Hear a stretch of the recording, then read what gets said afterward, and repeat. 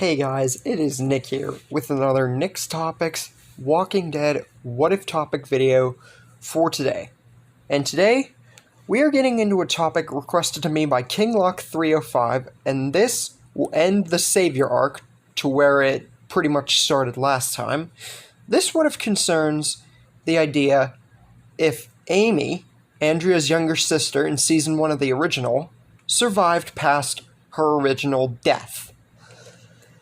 And if you have been a part of the series since I started it recently, then you know that Amy's character development has changed drastically, becoming from basically a child into a warrior.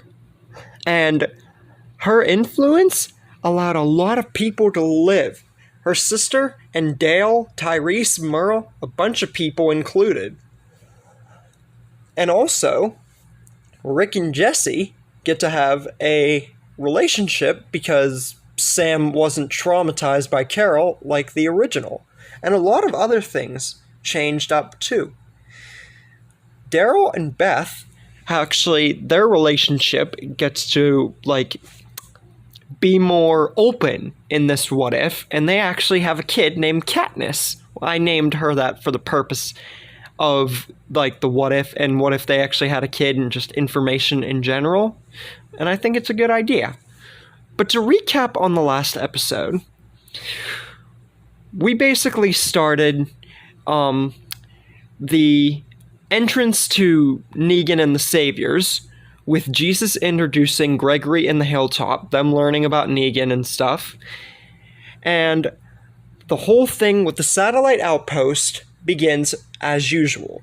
But there was a big catch. Glenn and Heath, whenever they're killing saviors in their sleep, unfortunately, with Michonne never have met Andrea, that whole hallucination thing in Season 10, that actually comes to pass truly this time, and she kills Glenn and Heath, and pretty much everything that you saw happen in the original and just in her hallucination, yeah, that pretty much happens. So Glenn and Heath are no more, and Glenn being dead sooner, that's gonna impact a lot. For one being, Maggie is absolutely furious much earlier on than in the original continuity. So, whenever Maggie and Carol get basically hostage napped or kidnapped, I was trying to think of a cool term there, but whenever they get kidnapped by the Saviors, Maggie is actually the one to kill pretty much all of them. And then we get to the Saviors on the road thing because Maggie has to go to Hilltop because of pregnancy. And then we get to the lineup with a lot of major changes, one of which being Dwight is not there because he was killed off earlier on. Another one being how many more people are there for the Saviors to worry about. And they're not so easy to put down this time, but they still are. Tara, of which, she's there because she was recruited, and Michonne obviously being there as well. Now, I discussed before about Simon. He is still with the Saviors, but with Tara and Michonne's potential in the Savior group, Negan put him basically as fourth in command, so to speak. He's still part of the Saviors, but not as high up as before. Then we got to the big scene with Negan. And the lineup and the whole killing thing's different, but Abraham still is the first one to go here, causing a retaliation from Daryl, per the norm, because he was taunting Rosita. And because of this punch from Daryl, Merle is killed off, because Daryl's brother, he kind of made the connection. Morgan being there another time, too. For those of you thinking he wouldn't lash out at this point, even if Morgan was chill and, wanted peace and everything, he would still lash out, and he got himself killed as well.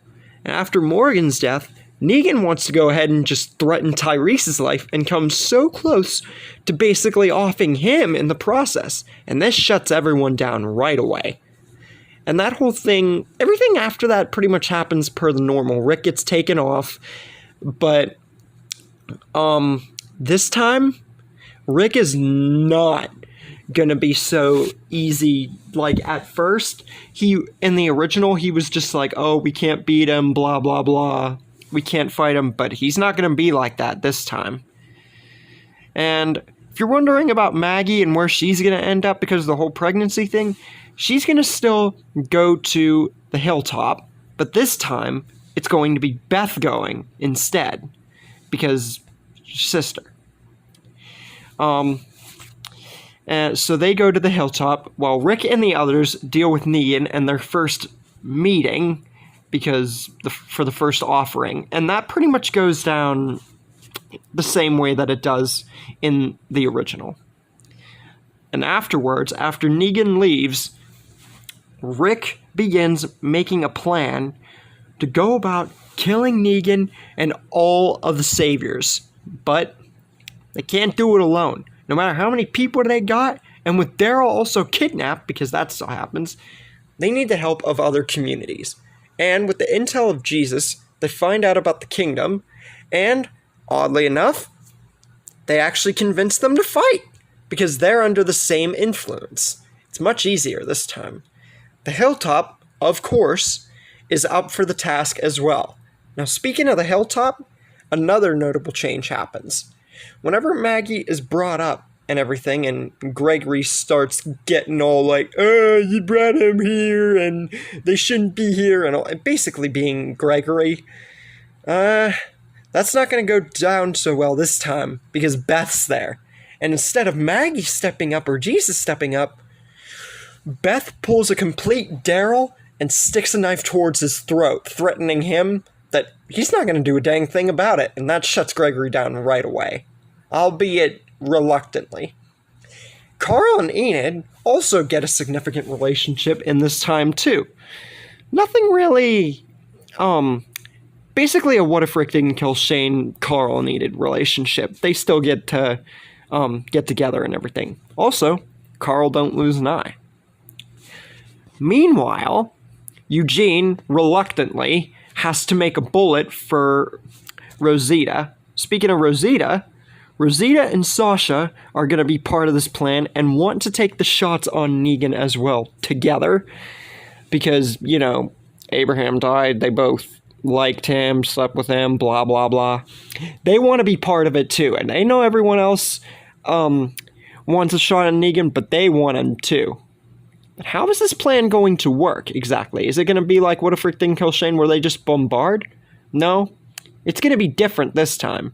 But Jesus still is going to play a key part here. It's just going to be different. He decides to make a plan first to go about rescuing Daryl, who basically has the same treatment as the original, but he basically says that he's going to be the one in there to go and rescue Daryl, and whenever they give out a signal, they're going to shoot, and then the whole army is just going to swarm in and take out the Saviors.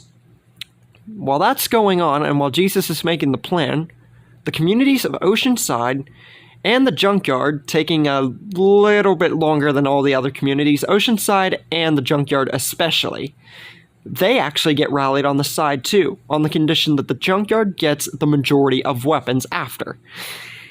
So, here goes about the plan. Jesus rescues Daryl, and the two make their way out. And whenever they're sure about everyone, and with Rick and everything going, like, getting at the sanctuary, whenever both of them are sure, they fire a bunch of shots, and the battle begins. Tara, Simon, and Michonne dying amongst all the Saviors in a typical fashion. Michonne dying not so much as she did in the original, like, the hallucination. And while all this is going on, Negan's trying to figure out, like, what the crap is going on here? But he doesn't have time to figure that out for long. Because out of the blue, Rick, combined with the might of Daryl, Carl, Rosita, Beth, Amy, Sasha, and Tyrese all load down on him. Now, basically imagine a dead Negan, but guts, and you can't even tell that that's a human body anymore. There are so many shots being fired at him from so many people that there's absolutely nothing left of him. It's all blood and guts, and the battle is won. Afterwards, Guard gets the majority of the guns, also with differences.